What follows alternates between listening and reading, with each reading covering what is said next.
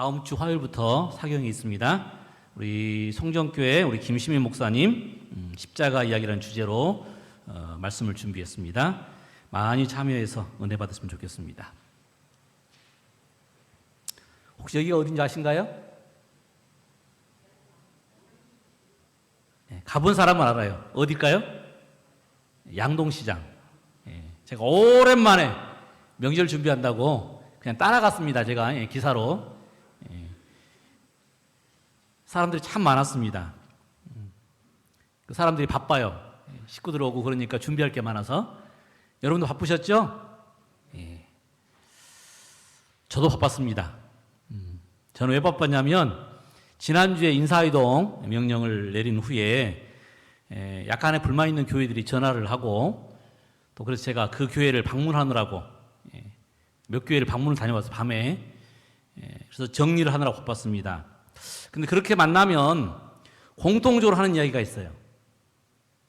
무슨 이야기인지 아십니까? 공통적으로 하는 이야기가 있어요. 공통적으로. 제가 가면 이제 합회 목회자 사정을 설명을 하고 그 다음에 그래서 지금 우리 합회는 정규 목사보다는 봉사하시는 분들이 많다. 그럴 수밖에 없는 합회 재정이다. 그래서 은퇴 목사님들, 평신도 목사님들도 봉사하신다. 그러면 그분들이 공통적으로 한 이야기, 그것까지 이해하겠답니다. 그런데 그것이 왜 우리 교회냐고 그래요. 다 이해하겠는데, 합회 어려운 사람도 이해하겠고 목회자가 부족한 것도 이해하겠는데 왜 우리 교회가 그 교회냐고 이렇게 질문을 합니다. 그러니까 다른 교회 보낼 때는 괜찮아요. 근데 우리 교회에 그런 사람 보내면 우리 교회가 그만큼밖에 능력이 안 됩니까? 우리 교회 11금을 얼마나 내고 그동안에 우리가 줄곧 정규 목사님들을 받았는데 왜 우리 교회입니까?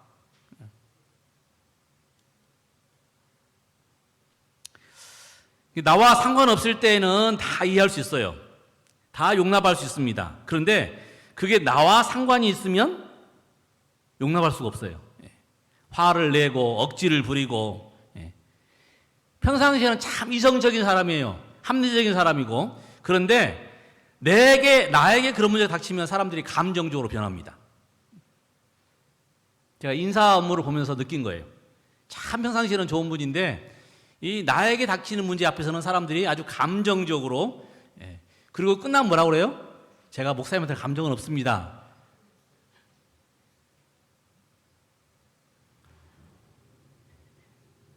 반대로 나와 이 관련이 없을 때는 사람들이 참 무관심합니다.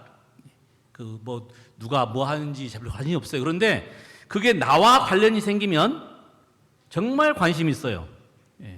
그분이 어떤 사람이고 나이가 몇 살이고 고향이 어디고 결혼을 했는지 안 했는지 이런 표현이죠. 3인칭이어서 3인칭. 그런데 나와 관계하니까 1인칭으로 바뀌는 것입니다. 객관적이었어요. 이제까지는 그냥 객관적이었습니다. 그런데 나와 관계하니까 뭘 바뀌어버렸어요? 주관적으로 바뀌다는 거예요. 주관적으로. 상황은 같은데 대하는 자세는 바뀐다는 것입니다. 제가 이런 문제를 풀다 보니까 이런 성경 이야기가 생각이 났어요. 오늘은 그 말씀을 함께 나누려고 합니다. 먼저 제가 말씀을 요약해서 읽습니다. 요한복음 2장 1절로 11절인데 다 읽으면 너무 시간이 기니까 중점적인 부분만 읽겠습니다. 사흘 되던 날에 갈릴리 가나에 혼인이 있어. 잘 아는 이야기죠. 예수께서 이르시되 항아리에 물을 채우라 하신즉 아구까지 채우니 이제는 떠서 연회장에게 갖다 주라 하심에 갖다 주었더니 연회장은 물로 된 포도주를 맛보고 어디서 났는지 알지 못하되 물 떠온 하인들은 알더라. 여러분 이 이야기 잘 아시는 이야기예요. 예수님의 첫 번째 이적 가나에서 혼인잔치에 사람들이 많이 와서 결국 뭐가 부족했어요? 마실 음료수가 부족한 겁니다. 그때 예수님께서 하신 이적이에요. 항아리에다 물을 부으라고 그랬어요. 그리고 물을 갖다 주라고 그랬어요. 그랬더니 물을 마신 사람들이 이야 이렇게 기가 막힌 포도즙을 왜 이제서 내놓느냐 했다는 것입니다. 그 연회를 주관하는 연회장은 도대체 어디서 이 포도주가 생겼을까 몰랐지만 누구는 알았다고요? 그 물을 가져온 하인들은 알았다는 이야기입니다.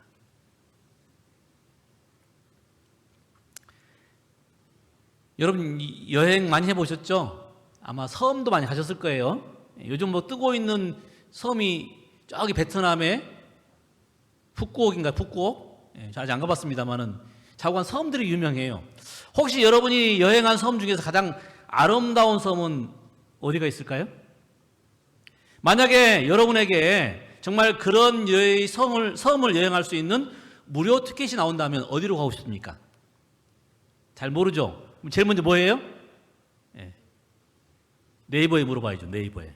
그렇죠? 네이버에 물어봐야 돼요. 어느 섬이 가장 아름다운가? 그래서 제가 여러분 대신에 검색해 왔습니다. 2023년 세상에서 가장 아름다운 섬 10개. 이를 알려달라고 요청했더니 요렇게 나왔습니다. 갈라파고스, 크레테, 피지, 발리. 혹시 가보셨습니까? 못 가보셨죠 아직? 팔라완, 세이셀레스, 마우이 하와이, 그 다음에 몰디브 가보셨습니까?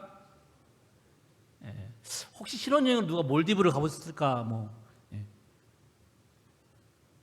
올해는 축구 많이 받아가지고 꼭 이런 섬들을 가시기 바랍니다.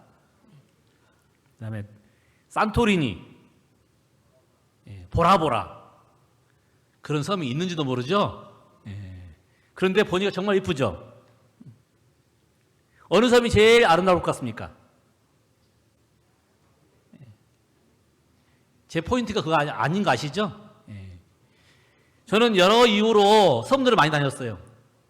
뭐 봉사대를 완도, 신지도, 지금은 육지가 되어버렸지만, 그 다음에 진도, 그 다음에 제주도, 울릉도, 제가 교인들 데리고 울릉도 많이 다녀왔습니다. 그 다음에 홍도, 과학관에 있을 때 제가 해마다 한 번씩 홍도를 갔어요. 그 다음에 민도로, 롬블론, 보라카이, 세부, 일로일로. 여러분 이 섬들 중에서 가장 어느 섬이 아름다웠을까요? 저는 선택할 수 없을 것 같아요. 왜냐하면 그 나름대로의 아름다움이 있기 때문에 어느 섬이 제일 이쁘다라고 말할 수 없어요. 그런데 어느 누군가가 세상에서 가장 아름다운 사람이 대한민국에 있답니다. 도대체 무엇을 근거로? 방금 10대 섬이 안 나왔는데. 그리고 그 섬은 지금 보고 있는 이 섬이에요. 이게 뭐 어디죠? 외도. 외도. 혹시 이 섬 가보셨나요? 이 섬이 정말 세상에서 제일 이쁜가요? 동의할 수 없죠? 그러면 누가 이 섬이 세상에서 제일 아름답다고 설명했을까? 최호숙 씨입니다. 최호숙. 그 사람 누군지 잘 모르겠죠? 이 섬을 만든 사람. 이 책의 주인 지은입니다. 지은이. 세상에서 가장 아름다운 섬 외도. 원래 이 섬은 바위투성이었어요. 별로 가치가 없었어요. 그런데 30년 동안 피와 땀과 노력으로 결국 아름다운 섬을 만들었습니다. 처음에는 제주도에서만 가능했던 밀감 농장을 시도했어요. 잘 자라다가 태풍이 오니까 그곳이 태풍의 길목이에요. 길목. 다 사라져버렸습니다. 돼지 농장을 시도했지만 이것도 실패했어요. 그래서 결국 정말 이 어려움 가운데서 포기하지 않고 꿋꿋하게 그곳에 정말 따뜻한 날씨에 자랄 수 있는 나무들을 심고 농원을 만들고 그렇게 땀과 열정을 쏟았습니다. 그랬더니 정말 이런 섬이 되었어요. 사람들은 정신 나간 짓이라고 했지만 30년 동안 정말 노력한 끝에 이제는 하루에 10,000명 이상의 관광객이 오는 그런 한려해상국립공원, 한려해상국립공원 중에 최고의 관광지로 변해버렸습니다. 그러니 최호숙 씨에게는 이 외도는 세상에서 가장 아름다운 섬이 아닐 수가 없는 것입니다. 우리한테는 아름다운 섬 순위를 꼽으라면 100등이 될지도 모르겠고 1000등이 될지도 모르겠어요. 그런데 자기 인생을 통째로 쏟아부은 최호숙 씨에게는 세상에서 가장 아름다운 섬은 어디라고요? 외도입니다. 맞습니까? 예. 똑같은 것을 보고 똑같은 장소를 가고 똑같은 곳에 살고 똑같은 곳에 근무하고 똑같은 교회를 다니고 똑같은 해를 살지만 여러분 전혀 다른 느낌 있을 수 있다는 것입니다. 이 최호숙 씨처럼 자신의 노력과 사랑과 관심을 주는 곳, 그것이 가장 중요한 곳이고 가장 아름다운 곳이고, 이게 바로 1인칭과 3인칭의 차이고 주인과 손님의 차이고, 그리고 구경하는 사람하고 참여하는 사람의 차이일 것입니다. 저는 오늘 이 요한복음에 나와 있는 가나의 혼인잔치를 통해서 기적을 경험한 사람들이라는 제목으로 말씀을 나누려고 합니다. 특별히 그 중에 9절, 연회장은 물로 된 포도주를 맛보고 어디서 났는지 알지 못하되 물 떠온 하인들은 알더라. 왜 연회장은 몰라요? 연회를 주관하는 사람이라면 모든 걸 알아야죠. 얼마만큼의 음식이 준비되어 있고 얼마만큼의 또 마실 음료수가 준비되어 있고 또 얼마만큼의 사람들이 오면 의자를 어떻게 하고 어떻게 배치하고 다 아는 것이 연회장이에요. 그걸 모른다면 연회장에 능력이 없는 겁니다. 관둬야 돼요. 연회장은 모든 걸 다 알고 있습니다. 그런데 그런 연회장은 알지 못하지만 누구는 알고 있더라? 그냥 연회장이 시키는 일만 하는 그 하인들은 알고 있더라. 같은 장소에 있었고 함께 협력해서 일하고 있었고, 그런데 왜 연회장은 모르는데 하인들은 알 수 있느냐? 그 차이가 뭐냐면 연회장은 예수님께서 그런 이적을 만드신 것을 몰랐고 하인들은 뭐 했다는 거예요? 그 일에 동참했다고 하는 것입니다.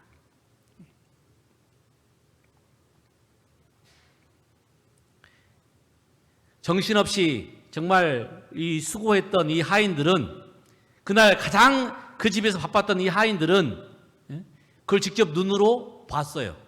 그리고 물을 부었고 물을 떴고 물을 옮겼고, 그리고는 그 연회 온 사람들이 그걸 맛보면서 너무 맛있다고 하는 소리를 들었고,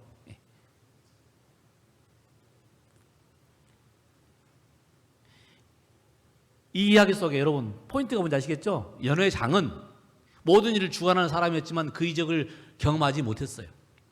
하인들은 그 연회장이 일을 시키는 사람이었지만 그 일에 동참하게 되므로 그 놀라운 경험을 하게 되었다는 것입니다.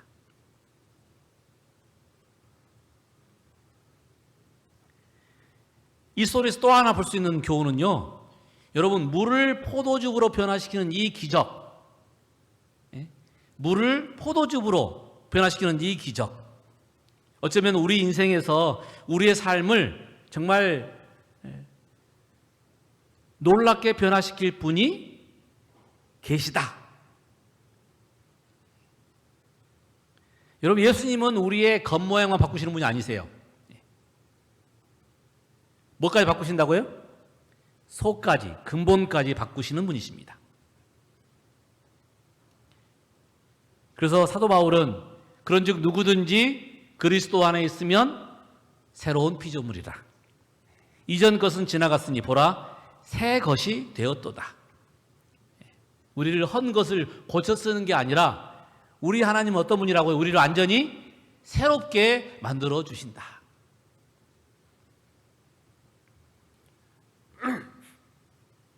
이것이 예수님의 약속입니다. 오늘 저는 이 이야기 속에서 얻을 수 있는 간단한 교훈 몇 가지만 얻으려고 합니다. 제일 먼저 여러분, 우리가 이 이야기를 통해서 보게 되는 것은 기적을 만드시는 분이 계시다는 거예요. 기적을 만드시는 분, 창조의 능력을 가지신 분,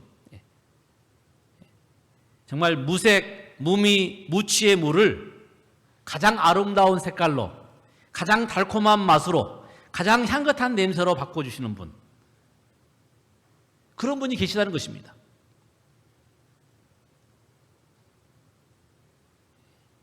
이 아무 맛없던 물을 달콤한 포도즙으로, 여러분, 우리의 인생이 때로는 정말 허무해요. 낙이 없어요. 우리가 추구하던 것들을 어느 순간 보면 아무것도 아닌 것을 알게 됩니다. 마치 전도서가 말하는 것처럼 바람이었다. 이게 바람이었다. 잡은 줄 알았는데 보니까 아무것도 잡히지 않은. 그런데 그런 인생을 정말 이 달콤하게 바꿔주시는 분이 계시다. 누구라는 거예요? 예수님이시라는 것입니다. 내 인생을 바꿔줄 수 있는 분, 나를 바꿔줄 수 있는 분. 오늘 이 이야기 가운데 그분이 예수님인 것을 우리에게 소개하고 있습니다. 이 예수님은 색깔이 없던 이 물을 정말 아름다운 붉은색으로 변화시키셨어요. 여러분, 붉은색은 희생과 헌신을 상징하는 색입니다. 붉은색은 예수님의 보혈을 상징하는 색입니다. 정말 자기만 알던 사람이 예수 그리스도를 알게 되면 놀랍게 변해요. 그 변하는 모습을 보고 사람들이 하나님께 영광을 돌리는 것입니다.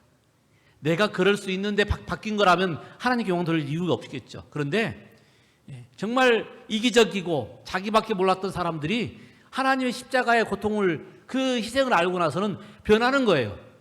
그 무색이었던 것이 붉은색으로 변하는 것처럼 그렇게 바꿀 수 있는 분도 누구밖에 없어요? 예수님밖에 없다는 이야기를 이야기는 하고 있는 것입니다. 아무 향이 나지 않았던 이 물이 가장 향긋한 냄새로, 이걸 검색하다 보니까요, 이 포도주는 어떻게 냄새를 맡아요. 냄새를 먼저 먹기 전에 뭘 맡아야 된다고요? 냄새. 정말 우리는 입을 벌리면 좋은 냄새가 나는가요? 아니면 썩은 냄새가 나는가요? 알잖아요. 그래서 되도록이면 서로 약간 간격을 띄우고, 왜냐하면 우리가 아무리 안에다가 향을 뿌리고 해도 결국은 우리 속에서 나오는 냄새를 어쩔 수 없는 것입니다. 우리의 이 이기적이고 그 다음에 죄 가득한 이 냄새를 어쩔 수 없는 것입니다. 그런데 예수님께서 그곳에 오셔서 우리를 뭘로 바꾸셨다고요? 향기 있는 사람으로, 향기 나는 사람으로, 자신을 헌신해서 다른 사람을 돕는, 정말 보면 입가에 미소가 띄어지는 사람으로.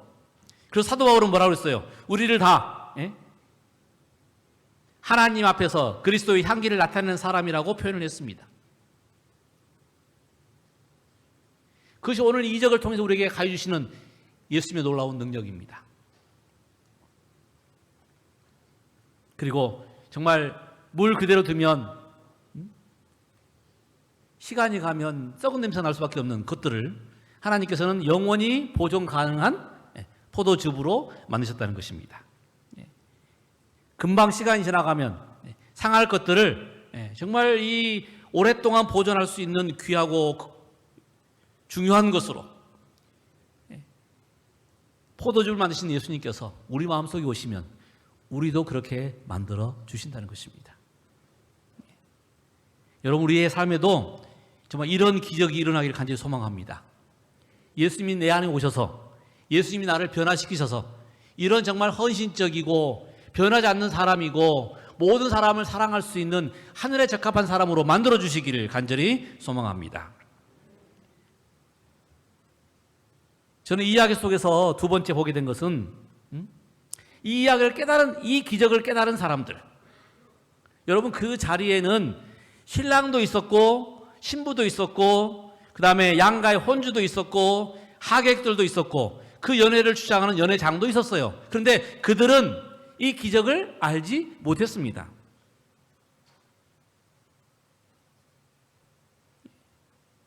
그리고는 그 포도즙 잔을 마시면서 맛있다고 감탄하고 있었습니다. 왜 그들이 그 이적을 알지 못했을까요? 그들은 그 이적에 동참하지 않았기 때문입니다. 그들은 그 이적을 3인칭으로 간주했어요. 그들은 그것을 멀리 있는 일로, 그 다음에 나와는 상관없는 일로, 그냥 구경꾼들로 존재한 것입니다. 그러나 물도온 하인들은 달랐어요. 왜냐하면 그들은 그냥 보는 사람이 아니라 직접 그 일에 동참했던 사람이기 때문에 그렇습니다. 그 잔치집에서 가장 바빴던 사람, 가장 힘들었던 사람, 또 가장 비천했던 사람들이었지만 그들은 이 일을 직접 하고 보고 경험했던 사람들이었습니다. 그래서 그들만이 그 일을 알았어요. 이건 구경하는 사람들은 알 수 없는 놀라운 축복입니다. 이성적으로 생각할 때, 합리적으로 생각할 때, 여러분이 포도주가 동이 난 항아리에 물을 채우면, 그리고 그 물을 갖다 주라고 그러면 난리가 나는 겁니다. 이 속임수도 보통 속임수가 아니에요. 그런데 정말 이해할 수 없는 명령에 하인들은 순종했어요. 그 100리터가 넘는 큰 항아리에 6개 물을 아구까지 채우고, 그냥 이빠이, 우리 말로 이빠이죠. 아구까지 채우고, 그리고 그거를 갖다 주라고 했을 때 그냥 갖다 주는 척만 한 게 아니라 진짜로 갖다 줬죠. 그랬더니 분명히 물이 갔는데 마시는 사람은 뭐라고 그래요? 이렇게 귀한 포도즙이 아직까지 있냐고.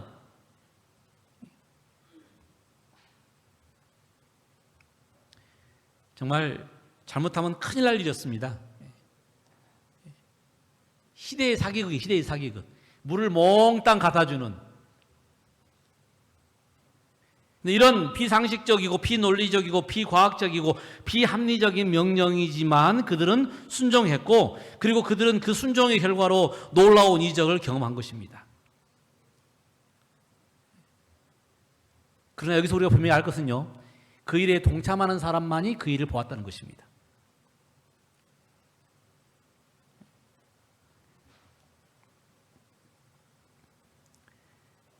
오늘 교회에는 이 잔치집의 하인들처럼 예수님과 더불어서 일할 사람, 예수님의 말씀에 순종할 사람들이 필요합니다. 따지지 않고, 고집 피우지 않고, 오직 겸손하고 진실하게 그 말씀에 순종할 사람들이 필요합니다. 여러분, 발을 들여놓아야 강이 갈라졌어요. 빵을 만들어야 그 빈 자루에 밀가루가 다시 채워졌습니다. 아픈 친구를 데려올 때에 그 불치의 병이 걸을 수 없는 사람이 예수님을 만난 다음에 걸어서 나갔다는 것입니다.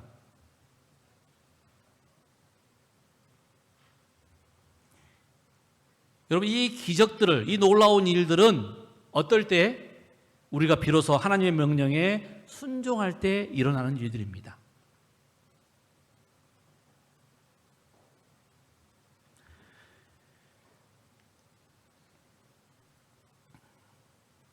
엘렌 G 화이트는 1881년 4월 14일자 시조에 사이언스 오브 타임스에 이렇게 글을 남겼어요. 의심하지 않고, 이의를 제기하지 않고 하나님의 말씀에 순종하는 신실한 백성들을 위하여 하나님은 힘있게 일하신다. 의심하지도 않고 이의를 제기하지도 않고 하나님의 말씀에 순종하는 신실한 백성들을 위하여 하나님은 오늘도 힘있게 일하신다. 여러분, 놀라운 일들이 언제 벌어진다고요? 그 일을 믿고 불만하지 않고 이의 제기하지 않고 의심하지 않고 그 말씀에 순종하는 사람들에게 일어난다는 것입니다. 오늘 우리 교회와 우리 가정에 이런 놀라운 축복이 있기를 간절히 소망합니다. 마지막으로 여러분, 우리도 이런 경험을 하고 싶으시죠? 그렇지 않으신가요? 예수님 믿으면서 놀라운 이적을 경험하고 싶지 않으세요? 정말 배나 더하는 축복을 더하시는 하나님의 축복을, 나가도 복을 받고 들어와도 복을 받고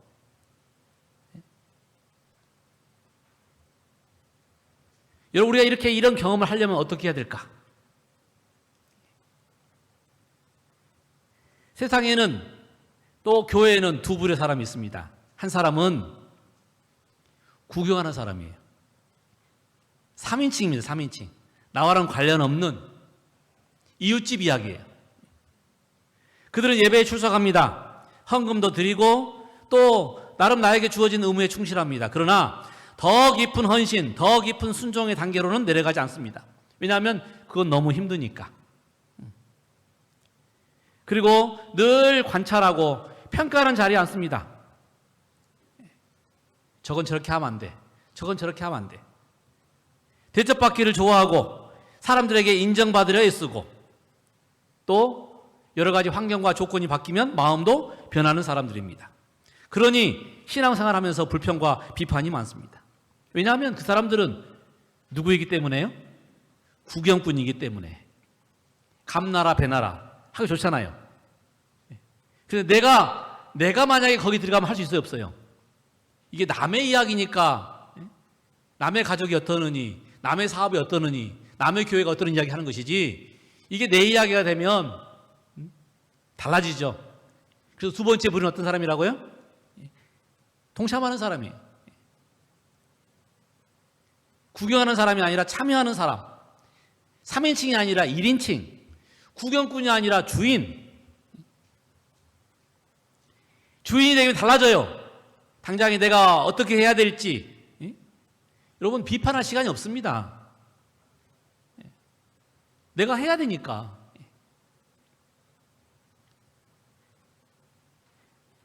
잔치집이 하인들이 그랬던 것처럼 그들은 힘들고 복잡한 중에도 예수님의 그 명령에 기꺼이 순종했어요. 사람들이 뭐 알건 모르건 상관없습니다. 그건 내가 피해갈 수 있는 일이 아니에요. 내 일이거든요. 내 가정이고 내 자녀고 내 교회고. 이런 사람들은 포도즙이 떨어졌다고 불평하고 원망할 수 없습니다. 능력이 없지만 능력이 있으신 예수님을 알기에 예수님을 붙잡아야 되는 것입니다. 그리고 예수님과 협력해서 이 일을 이루어야 되는 것입니다. 여러분은 구경하는 사람입니까? 아니면 참여하는 사람입니까? 3인칭으로 사십니까? 아니면 1인칭으로 사십니까? 관광객입니까? 아니면 주인이신가요? 여러분, 구경하는 사람에게는 아무 관련 없는 일이지만 그 일에 참여하는 사람에게는 깊은 관련이 생겨요. 제가 그 포인트를 본 겁니다. 교인들이 다 말할 때는 그냥 상관없어요. 다 그런갑다 이해를 해요. 그런데 왜 우리 교회에게 그런 일이 있습니까? 이게 현실이거든요, 현실. 제가 유독 인사 문제에 교회가 굉장히 민감한 것을 보았습니다. 왜냐하면 이건 하루 이틀 참을 문제라면 참을겠는데 이게 하루 이틀 참을 문제가 아니더라고요. 그래서 그래서 그렇게 민감하게 반응하는구나.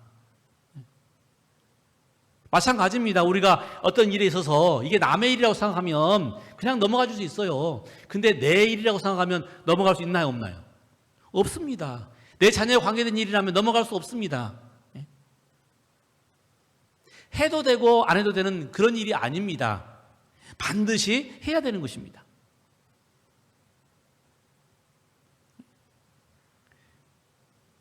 여러분은 구경하는 사람입니까? 아니면 직접 참여하고 동참하는 사람입니까? 혹시 하나님의 사업이, 복음의 사역이 여러분에게는 그냥 그렇게 보기 좋은 사건인가요? 아니면 내가 직접 해야 될 나의 의무인가요? 저는 말씀을 오늘 줄이면서 도마에게 하신 말씀을 한번 생각해 봅니다. 여러분, 도마, 의심 많은 도마. 예수님이 부활하셨다는데도 그것도 안 믿었어요. 얼마나 의심 많은지 알겠죠? 그때 예수님께서 나타나셔서 도마에게 이렇게 말씀하셨습니다. 도마에게 이르시되 네 손가락을 내밀어 내 손을 보고 네 손을 내밀어 내 옆구리에 넣어보라. 그리하여 믿음 없는 자가 되지 말고 믿는 자가 되라.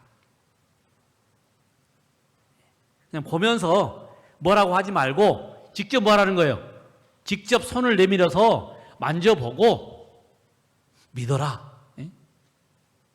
직접 경험하고 체험하고 믿어라. 여러분, 믿음을 가장 강하게 하는 방법이 뭐예요? 체험하는 겁니다. 체험하는 거예요.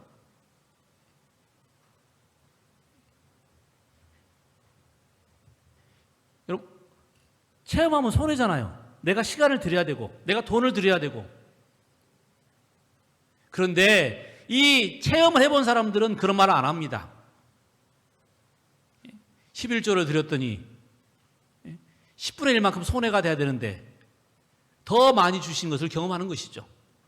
내가 시간을 들여서 하나님의 사업에 시간을 바치면 내가 손해봐야 되는데 이상하게 더 많은 축복을 하나님께서 허락하신 것을 경험하죠. 그래서 오늘 예수님의 이야기는 보지만 말고 이야기만 하지 말고 손을 직접 내밀어서 경험하고 그리고 믿는 자가 되라. 여러분, 이 이야기 후에 도마가 변합니다. 그제까지는 늘 의심하고 정말 믿지 못했던 도마가 그 다음에 뭐라고 그래요? 그제서야 비로소 주님은 나의 하나님이십니다. 경험해야 얻을 수 있는 놀라운 축복입니다. 저는 오늘 이제 말씀을 줄이면서 하나님께서 우리 모두를 복음사에게 부르십니다. 우리가 교회에 나왔다고 하는 이야기는 오늘 우리가 이제 해야 될 일이 생기는 것이고 우리가 이 일을 통해서 놀라운 경험을 하게 될 것이고 하나님을 더 잘 믿게 될 것이라는 것입니다. 그러므로 우리에게 내려지는 예수의 명령에 순종하시기 바랍니다. 물을 아구까지 채우라는 이 정말 이해할 수 없는 명령을 들을지라도 그 일에 순종하십시오. 그러면 물이 포도즙으로 변하는 놀라운 이적을 보게 될 것입니다. 올해 우리가 구경꾼으로가 아니라 동참하는 사람으로 일꾼으로 살아가는 여러분과 제가 되기를 소망하면서 말씀을 줄입니다.